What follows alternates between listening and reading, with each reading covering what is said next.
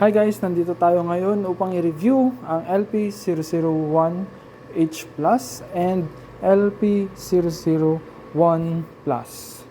Ano nga ba ang pagkakaiba nila? So, ang unang pagkakaiba nila is yung mga wires. Yung 001 Plus ay only power cord lang.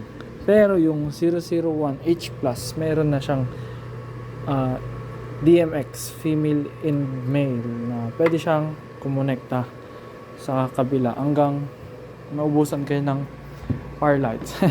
Yun, so ganun kaganda yung H Plus ng 001. Ganun din sa LPC007H Plus.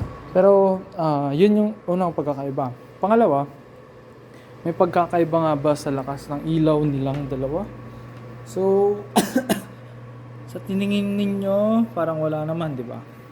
So, ito. Wala silang pagkakaiba, actually. Wala. No, yan yung apat. Tapos ito yung isa lang. Hindi ko ito mapagana kasi wala akong saksakan or adapter. So, yun.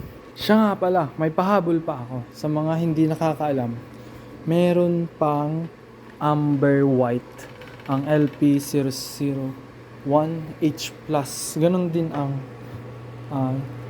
H and then plus na LP001.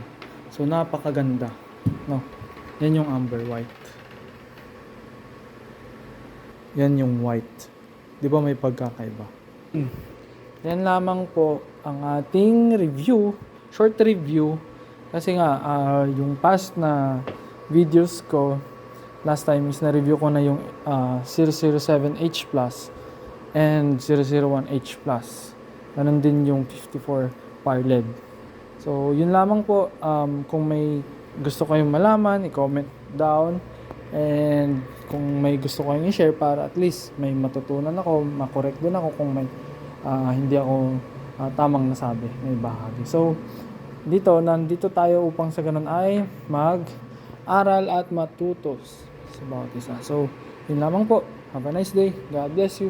To God be all the glory.